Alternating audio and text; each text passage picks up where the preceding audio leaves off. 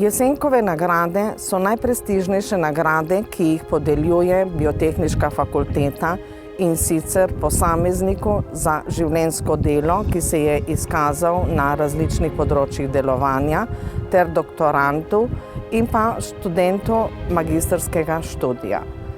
Ponosni smo, da številni posamezniki na Biotehniški fakulteti sledijo Franu Jesenku, ki je bil izjemen znanstvenik, profesor in naravovarstvenik, saj je bil eden od ustanoviteljev Triglavskega narodnega parka. Diplomirala sem na oddelku za lesarstvo Biotehniške fakultete in po diplomi sem se tu tudi zaposlila. V diplomi in magistrskem delu sem se ukvarjala predvsem z anatomijo lesa in lastnostmi tropskih lesnih vrst, ki smo jih proučevali v okviru mednarodnega projekta, ki nas je tudi povezal z mednarodno skupnostjo. Za doktorat sem se ukvarjala z umiranjem jelke in biologijo lesa. Zato sem bila zelo vesela, ker je po doktoratu v Sloveniji s strani restavratorjev in arheologov prišla pobuda, da bi bilo treba dendrokronologijo začeti sistematično razvijati. Ta izziv smo s sodelavci z veseljem sprejeli, sestavili ekipo in začeli graditi dendrokronologijo pri nas. Za arheološki les smo po 20 letih raziskav lahko precej natančno povedali, kdaj so ga koliščarji posekali, kako so ga uporabili, in ta spoznanja so uporabna za številne druge pomembne stvari o dogajanju v preteklosti.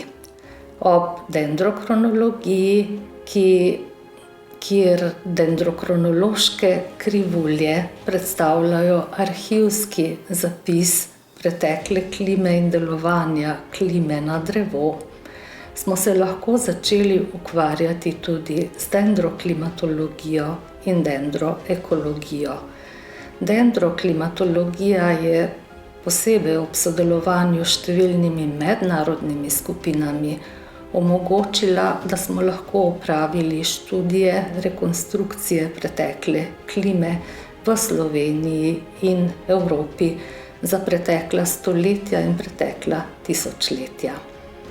Klima vpliva na drevesa, posebej sedaj, ko smo v razmerah podnebnih sprememb, zato razvijamo in uporabljamo tudi dendroekologijo. Dendrokronologija obravnava les na nivoju branik, ki so lahko široke nekaj milimetrov in sestojijo iz ogromnega števila celic. Zelo pomemben je pa tudi celičen nivo, kako nastane posamezna celica, v kakšnih razmerah in kdaj, kako deluje kambi, kako kambi proizvaja tudi skorjo, ključno tkivo za preživetje dreves. V tem okviru nastajanja lesa in skorje so bile opravljene odmevne doktorske disertacije, vzpostavljeni novi, zelo pomembni mednarodni stiki in ob tem smo objavili prebojne, pa tudi zelo odmevne objave s skupinami iz Slovenije, ki sodelujejo tudi mednarodno. Naše delo je tudi zelo citirano in prepoznavno. Ob priznanju bi se rada zahvalila vsem, ki z mano delate, me podpirate, me učite in se od mene učite.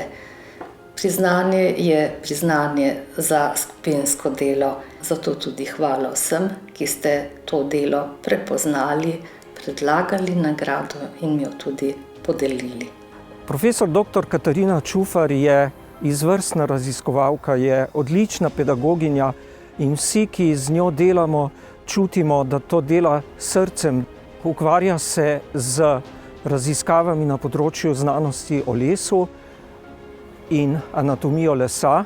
in v okviru tega bi posebej izpostavil, da je razvila področje dendrokronologije. Ravno s tem področjem je našo fakulteto in naš oddelek postavila na svetovni zemljevid in lahko trdim, da je sedaj naša fakulteta eden od pomembnih raziskovalnih centrov za področje dendrokronologije. Profesor Čufarjeva je izrazito mednarodno usmerjena. Njeno raziskovalno delo, njeni uspehi seveda niso ostali neopaženi.